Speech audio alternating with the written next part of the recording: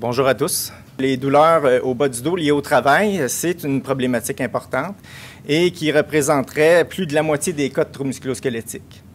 Les troubles musculo-squelettiques, on le sait, c'est associé à l'exposition aux contraintes physiques. Travailler le dos penché, fournir des efforts, manipuler des charges lourdes. Donc, ce sont des exemples de contraintes au travail qui sont associées aux maux de dos. Mais on n'a pas d'indicateur précis. Qu'est-ce qu'on entend par travailler le dos penché? À quel niveau de flexion on doit être? Est-ce que ça devient dangereux? Pendant combien de temps? On n'a pas ces indicateurs-là. On n'a pas d'indicateur non plus sur le niveau d'effort, sur les chargements aux structures pendant le travail. On n'a pas de moyens pour aller mesurer ces aspects-là. On se fie sur des indicateurs plus grossiers, souvent par l'entremise de questionnaires, mais je pense qu'il y a un besoin au niveau de la mesure instrumentée pour aller mieux documenter justement la relation entre l'exposition aux contraintes et le développement des maux de dos. D'ailleurs, les études qui ont tenté une mesure plus détaillée du chargement au dos ont démontré des relations plus fortes avec le développement des maux de dos, même si les méthodes qui étaient utilisées étaient relativement grossières et qui ne donnaient pas une évaluation suffisamment précise du chargement au dos. Il y a un besoin, selon nous et selon la littérature, de développer des méthodes de mesure pour estimer le chargement au dos en milieu de travail, donc en situation réelle de travail. Donc, on s'était donné 3 objectifs. Le premier, c'était de documenter la faisabilité de 2 approches pour estimer le moment en L5S1, donc au niveau lombo-sacré, à partir de l'électromyographie de surface et de la cinématique du dos. Le deuxième objectif, c'était de développer et de valider la méthode nécessaire pour faire le calibrage de la relation entre la cinématique, l'électromyographie et le moment au bas du dos pour des applications en milieu de travail. Et le troisième objectif, c'était de valider cette approche pour aller sur le terrain. Donc, je vais y aller par objectif. Le premier objectif visait aussi à déterminer l'approche pour établir la relation entre l'électromyographie, la cinématique du tronc et les moments. On voulait préciser les variables d'entrée ou les variables indépendantes, c'est-à-dire quelles variables électromyographiques utiliser et quelles variables cinématiques étaient les plus pertinentes pour estimer le moment au bas du dos. Et détailler les variables de sortie, c'est-à-dire préciser est-ce qu'on est capable d'aller estimer toutes les composantes du moment au niveau lombo-sacré ou est-ce qu'on doit se limiter à une seule composante, par exemple. Donc, je vous explique un petit peu la démarche de façon schématisée. Donc, à gauche, vous avez les variables indépendantes, ou on pourrait dire les variables prédictives. On veut se servir de la cinématique du tronc et du bassin et de l'électromyographie d'un nombre limité de muscles afin de limiter l'instrumentation du travailleur. Donc, on avait cet objectif-là derrière. Donc, c'est d'avoir une méthode qui est la moins encombrante possible pour les travailleurs. Au centre, j'ai appelé l'estimateur. Dans le fond, c'est les 2 approches qu'on tentait d'utiliser pour faire l'estimation ou prédire le moment. Donc, on a utilisé la régression linéaire multiple et on a utilisé un réseau de neurones artificiels. Donc, c'est 2 approches distinctes qu'on a utilisées. Il ne faut pas comprendre, d'après mon schéma, il ne faut pas comprendre qu'on les a combinées. C'est 2 approches distinctes qu'on voulait tester pour faire la relation avec le moment en L5S1. Donc, le moment en L5S1, on a une méthode critère pour l'évaluer. Je vais y revenir un petit peu plus tard. Et pour notre estimateur, en fait, on a besoin de cette entrée-là du moment prédit au début pour déterminer nos coefficients de la régression linéaire multiple et aussi pour entraîner notre réseau de neurones artificiels, pour ensuite en arriver à prédire le moment en L5S1 et de pouvoir comparer ce moment prédit à le moment mesuré par la méthode critère. On a, pour cet objectif sur la faisabilité, on a utilisé des données qui existaient déjà d'un projet de Plamondon et collaborateurs en 2010 qui visait la comparaison des façons de faire de travailleurs experts et novices en laboratoire. Donc, on avait une banque de données quand même intéressante à ce niveau-là, auprès de 30 travailleurs qui sont venus faire des tâches de manutention en laboratoire. Ils avaient à faire 32 essais de manutention et un essai consistait à transférer 4 boîtes d'un convoyeur vers un chariot et l'inverse, du chariot au convoyeur. Et donc, la tâche, pouvait s'illustrer de cette façon-là, mais c'était 4 boîtes de même dimension, mais de charges différentes et certaines caisses étaient décentrées. Pour l'entraînement de notre réseau de neurones et pour déterminer les coefficients de la régression linéaire multiple, on utilisait 4 essais de ces 32 essais-là. Donc, il y avait 4 essais qui étaient réservés au développement de l'estimateur, si on peut dire, et les 28 autres essais servaient à la validation. Et il y avait un réseau de neurones ou l'approche par régression linéaire multiple qui était développée pour chaque individu. Donc, c'est une approche individualisée qu'on avait mis en place. Donc, au niveau de l'instrumentation, on avait un modèle segmentaire tridimensionnel à dynamique inverse pour estimer les moments au bas du dos et qui procédait du bas des pieds vers l'articulation lombosacrée. Donc, on utilisait une plateforme de force pour mesurer les forces au sol et un système optoélectronique pour capter l'orientation des segments, l'orientation de la position des segments. Donc, c'était notre modèle critère qui servait pour valider notre approche. Dans l'instrumentation aussi, on avait évidemment des signaux électromyographiques. Dans le projet, il y avait 10 muscles qui étaient enregistrés. Donc, des muscles au niveau dorsal et des muscles au niveau abdominal. Donc, notre intention, c'était évidemment de ne pas utiliser ces 10 muscles-là.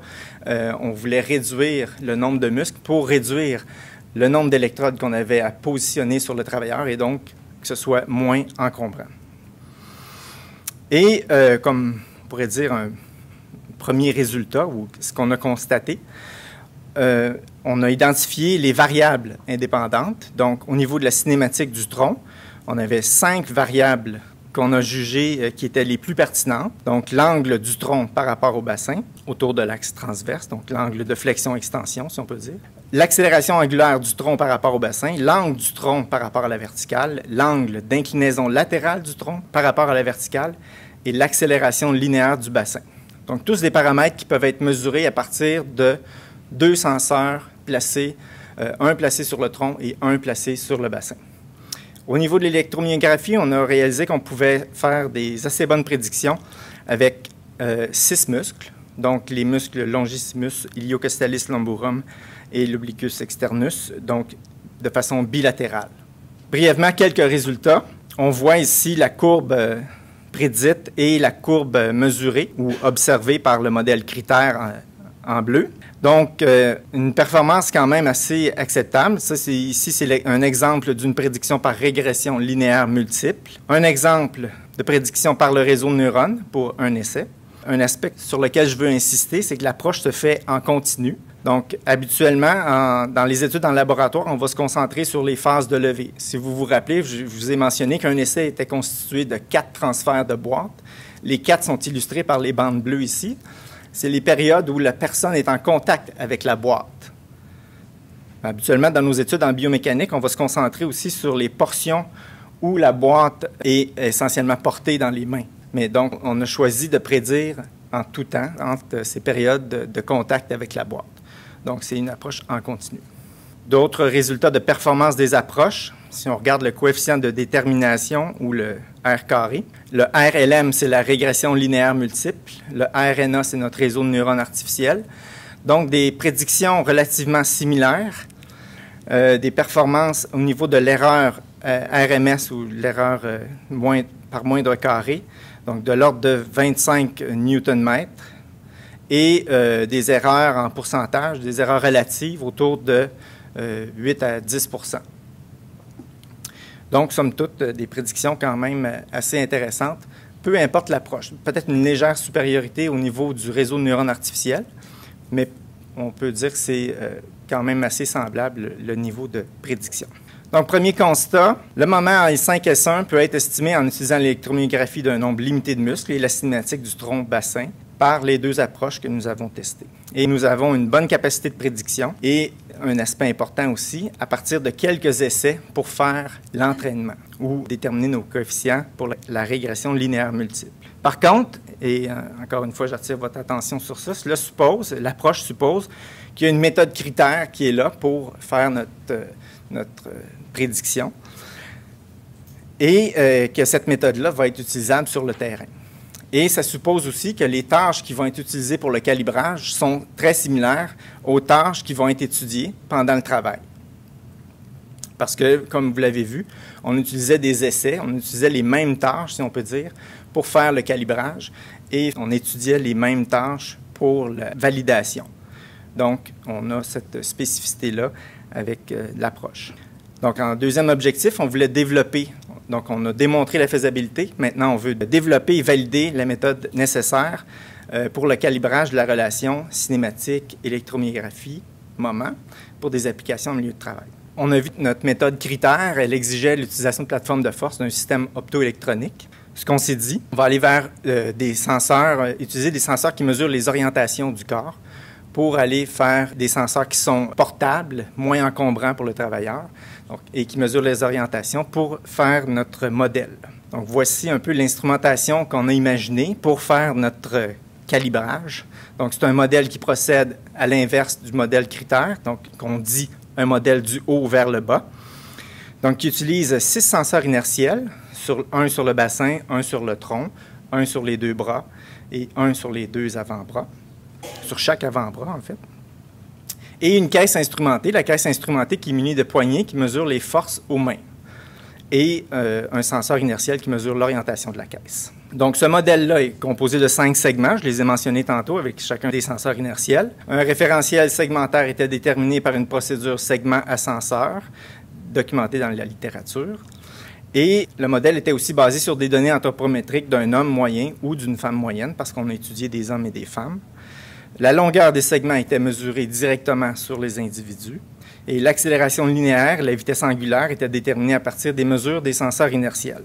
Notre modèle critère, comme on l'a présenté plus tôt, on utilisait le même modèle critère qui procède du bas vers le haut pour valider notre approche. Rapidement, notre procédure, donc on prenait les mesures anthropométriques chez l'individu, on instrumentait et il y avait l'adoption d'une posture anatomique au départ et l'adoption d'une posture anatomique à la fin du protocole. Ensuite, on avait aussi l'adoption de postures pour le calibrage segment-ascenseur. Et finalement, la personne pouvait réaliser les tâches qu'on voulait étudier, lui faire faire. Je passe tout de suite aux résultats. Pour une tâche de transfert avec quand même plusieurs pointes, avec les maximums qu'on voit, représente un transfert de bois. Donc, notre modèle critère et la courbe du modèle critère et du modèle du haut vers le bas, là, qui est le modèle qu'on veut valider, sont illustrés. Encore une fois, des performances quand même assez intéressantes. Et qui sont conformes à ce qu'on voit dans la littérature quand on valide des modèles de cette façon-là. Le coefficient de détermination moyen, et là, on voit qu'on est meilleur pour estimer le moment autour de l'axe transverse, donc le moment en flexion et extension, essentiellement en extension, que les composantes asymétriques, là, soit en torsion ou en inclinaison latérale. L'erreur relative moyenne, on voit également qu'on a une erreur relative au niveau du moment autour de l'axe transverse, donc en extension, qui est quand même intéressante. On est sous le seuil, un seuil hypothétique qu'on utilise souvent pour l'erreur relative de 10 %. Donc, une performance quand même assez intéressante pour estimer le moment autour de l'axe transverse. Donc, le moment en S5S1 autour de l'axe transverse peut être estimé avec confiance par la méthode proposée. Et cette méthode pourrait servir pour le calibrage envisagé. Et en soi, cette méthode-là pourrait être un modèle qui pourrait être utilisé en milieu clinique. C'est un modèle assez ambulatoire, si on peut dire, qui nécessite un équipement qui est facilement utilisable, peu encombrant, pour faire l'évaluation des chargements en situation, par exemple, de retour graduel à une exposition vers des charges qui sont similaires à celles rencontrées en milieu de travail. Et donc, ça pourrait être un outil qui pourrait avoir des utilités en milieu clinique également. Notre troisième objectif, valider finalement toute notre approche. Donc, on avait un aspect aussi ici de mettre au point la procédure pour réaliser le calibrage. Donc, quelle tâche exactement on va pouvoir utiliser pour faire ce calibrage-là, maintenant qu'on a notre modèle pour le faire. Et valider le modèle ambulatoire sur une période d'acquisition pendant laquelle il y aurait une fatigue musculaire qui pourrait s'introduire. Donc, pendant une collecte de données suffisamment longue qui se rapprocherait d'une situation réelle de travail pour en arriver à, si on veut, des situations près de la réalité. Je vous rappelle nos 3 modèles. À gauche, vous avez le modèle pour le calibrage. Donc, c'est l'instrumentation qui est nécessaire pour le calibrage. Au centre, c'est le modèle testé, donc souhaité, qui est l'instrumentation que le travailleur devrait porter pendant ses tâches. Donc, c'est limité à 2 senseurs inertiels, un sur le bassin, un sur le tronc pour mesurer les orientations, quelques électrodes que j'ai tenté d'illustrer par des plaquettes noires pour mesurer l'électromyographie. Donc, c'est la seule instrumentation qui est nécessaire. Mais on a notre modèle critère aussi, on a instrumenté nos participants pour recueillir les données avec notre modèle critère, toujours un modèle indépendant là, qui procède du bas vers le haut. Notre processus de validation, en fait, on commençait par faire réaliser quelques tâches pour le calibrage, donc entraîner le réseau de neurones artificiels à prédire le moment en L5S1 avec des charges de 9 à 18 kg. Donc, quelques tâches qui nous permettaient de faire notre calibrage. Évidemment, dans ce calibrage-là, il y avait avant tout un calibrage segment-senseur par l'adoption de certaines postures. Deuxième étape, on utilisait le réseau de neurones qu'on venait de bâtir pour estimer le moment L5S1 dans une tâche de manutention qui était un transfert de boîtes d'une palette vers une autre palette. Des boîtes, cette fois-ci, de 11 et 16 kg, donc des séries de 24 boîtes qui étaient transférées aller-retour. Sans fatigue, on utilisait les 24 premières caisses qui étaient manutentionnées. Et avec fatigue, bien, on utilisait les 24 dernières caisses qui étaient manipulées par notre individu. Et on a documenté, je n'irai pas dans le détail de ça, mais on a documenté qu'il y avait vraiment une fatigue musculaire qui s'introduisait entre ces moments-là. Et finalement, bien évidemment, on comparait le moment estimé avec le moment mesuré par le modèle critère. Quelques résultats. Coefficient de détermination moyen, donc le R carré. Dans la situation de fatigue, on est autour de 0,5, donc on explique 50% de la variance avec le modèle. On voit que ça se détériore avec la fatigue. On l'avait anticipé parce que dans nos intrants, on utilise l'électromyographie, donc il est possible qu'il y ait de la fatigue qui se développe. On voit une détérioration avec la fatigue. On a tenté une correction au niveau des signaux électromyographiques pour corriger un peu ou éliminer, réduire cet effet-là. Ça semble avoir fonctionné parce qu'on voit que dans la situation de fatigue, par exemple, on voit que le processus qui est indiqué à 250 Hz, c'est une fréquence de coupure. On voit qu'on a réussi à atténuer un peu cet effet-là, mais ce n'est pas parfait encore. L'erreur absolue moyenne, on est autour de 40 Nm. C'est pas aussi bien, évidemment, que ce qu'on avait estimé au départ, mais dans les conditions dans lesquelles on est, on s'est mis dans des conditions assez exigeantes et c'est des résultats quand même intéressants. L'estimation du moment en L5S1 de manière ambulatoire pour des périodes prolongées, ça demeure un défi.